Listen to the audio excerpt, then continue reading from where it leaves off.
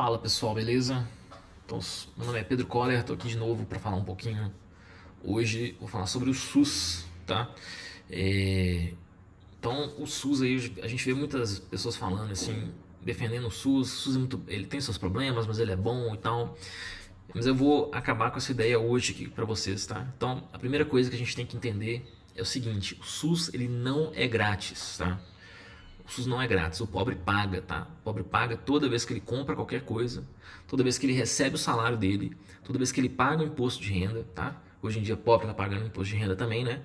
E toda vez que o governo expande a base monetária do país e deprecia o poder de compra da moeda, ou seja, gera inflação, né? Toda vez que isso acontece, qualquer uma dessas coisas acontece, o pobre está pagando o SUS e todos os outros serviços grátis do Estado, beleza? Então a gente pode ver disso aí que o SUS, na verdade, ele é financiado com dinheiro roubado de inocentes, tá? Porque ninguém paga com gosto ali o SUS, porque quer. As pessoas pagam porque são obrigadas, então elas são roubadas, tá? E para mim, só o fato de ser financiado com dinheiro roubado, isso aí já encerra o caso imediatamente, tá bom? Então, assim, para mim acaba a discussão aqui, não tem mais nada. Mas eu sei que você é um cara muito teimoso e você tem aquele amigo também teimoso, tá? Que vai ficar insistindo que isso não importa, né? Porque afinal, moral e ética não importam, né? O que importa são os fins. Então vamos falar com esse cara aí. Eu vou dar 5 motivos para esse cara, para ele entender, motivos econômicos, tá? Então nós vamos explicar por que o SUS jamais poderia ser bom na prática, tá? Os SUS que vem junto com um monte de coisas, um monte de regulações estatais, tá?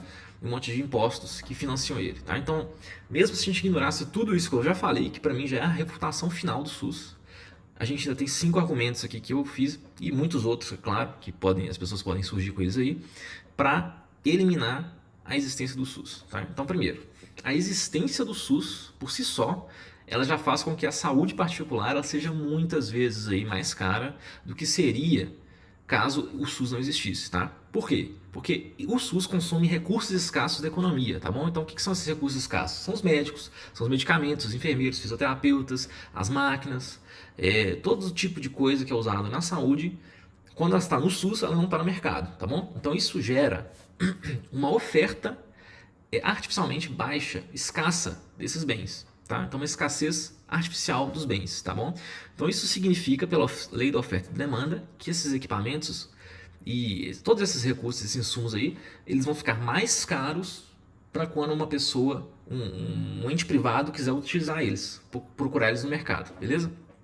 Então, só disso aí, que isso significa no final então das contas? O fato do SUS existir e utilizar essas coisas faz com que toda a saúde privada seja mais cara, mais difícil de se pagar, de se bancar, beleza?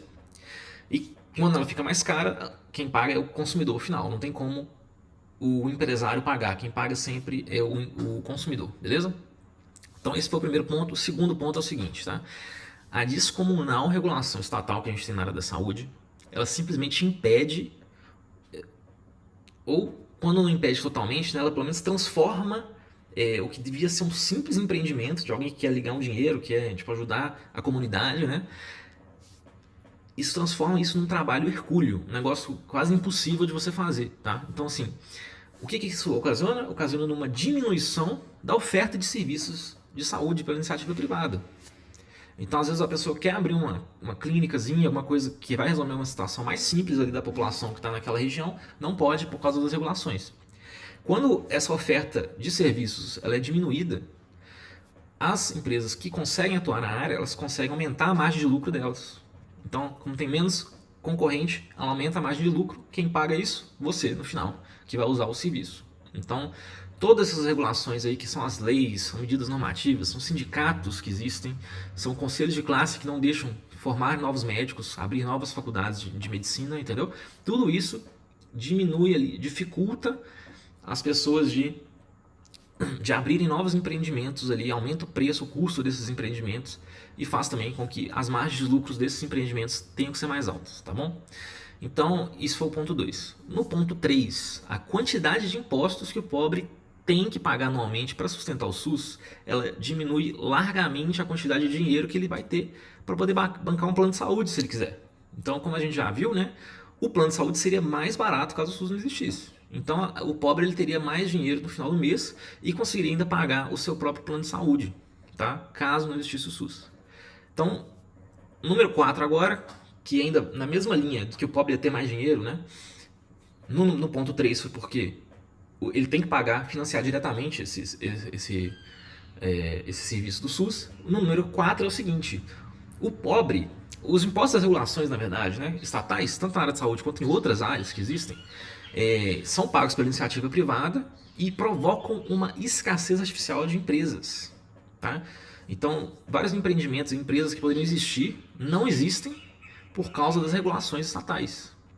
Não só na área da saúde, tá? Estou falando de todas as áreas do planeta. Todas as áreas que você pensar. Então, isso diminui uma demanda por trabalho, o que faz com que a remuneração desses profissionais, das pessoas, que podem ser pobres ou não, né, seja diminuída artificialmente. Então, como você tem menos pessoas querendo, demandando a mão de obra ali do pobre, ele vai ter menos opções e ele vai ter que aceitar um salário menor. Então ele vai ganhar menos dinheiro no final do mês. Então, de novo, se o SUS não existisse e essas outras regulações também estatais que não são só da área da saúde, mas de qualquer coisa, então se tudo isso aí não existisse, o pobre teria mais dinheiro, porque ele teria um trabalho melhor e ganharia mais. Beleza? E o último ponto aqui, só para destruir mesmo, finalizar, né, o número 5 aqui agora, é o seguinte: o Estado ele é simplesmente incapaz de alocar recursos de maneira eficiente, tá? Porque, ao contrário da iniciativa privada, tá, o Estado ele não participa de um sistema de lucro e prejuízo. Tá? Então, o que é isso? No livre mercado, se uma empresa ela aloca os recursos de forma eficiente, tá? Ou seja, se ela está produzindo riqueza, satisfazendo as necessidades dos consumidores, angariando novos clientes, tá? E gerando mais valor do que ela consome, a empresa ela tem lucro. Tá? O que demonstra que ela tem que continuar fazendo aquilo que ela está fazendo, ou se ela quiser aumentar ainda a margem de lucro dela, ela tem que tornar o processo ainda mais eficiente, ou seja, gastar menos e oferecer mais valor para o cliente final. Tá? Por outro lado, se a mesma empresa ela aloca recursos de forma ineficiente, né, ela está destruindo riqueza, não está satisfazendo uma base larga de consumidores, ou ela pode estar conseguindo até satisfazer alguns consumidores, só que está gastando mais para satisfazer esses consumidores do que ela está gerando de benefício, ou seja, mais do que as pessoas estão dispostas a pagar.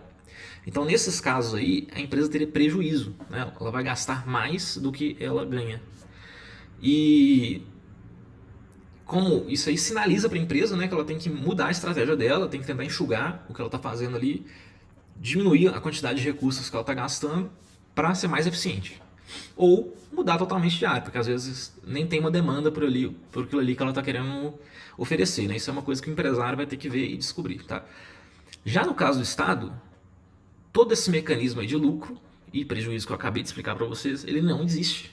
Né? Porque o serviço que o Estado proporciona para a gente ele é financiado com dinheiro roubado, como eu já expliquei. E basicamente ele não tem limite. O Estado pode enfiar dinheiro, pode roubar mais e enfiar mais dinheiro ali para sempre, né? Então o Estado ele nem tem incentivos para tentar manter o serviço eficiente, tá? E nem tem como ele saber, como ele não participa do mercado, ele não tem como saber se aquele serviço está tendo lucro ou prejuízo. Então imagina no caso do SUS, ele ninguém paga para o SUS, então ele não tem uma renda, né? Ele só tem gasto. Então não tem nem como você saber se a quantidade de gente que ele está atendendo seria suficiente para bancar o SUS. Tá? Mas agora, mesmo se a gente pudesse imaginar assim, mesmo se tivesse como saber se está tendo lucro ou prejuízo, não tem aquele incentivo, tá bom? E assim, como não tem, a gente não tem nem essa informação se ele está sendo eficiente ou não, num ponto de vista aí mercadológico, né? Então, mesmo se os caras que gerem o SUS fossem arcanjos divinos, iluminados e benevolentes, nem assim eles iam conseguir saber o que fazer e como aumentar a eficiência do SUS, saber se estão sendo desperdiçando recursos ou se estão alocando os recursos da melhor forma, tá? Mas a gente ainda sabe que eles não são esses arcanjos, tá? Então assim, pessoal, essas foram as 5 motivos que eu posso dar aí, econômicos, porque o SUS nunca daria certo, nunca seria eficiente, tá? E então, em resumo, né, se o SUS existisse, tudo seria muito mais barato e todas as pessoas teriam empregos melhores, mais dinheiro aí para bancar a sua própria saúde e também para todas as outras áreas da vida delas, beleza? Então manda esse vídeo aí para todo mundo que acha que o SUS é bom. E é isso aí, galera. Até a próxima, hein?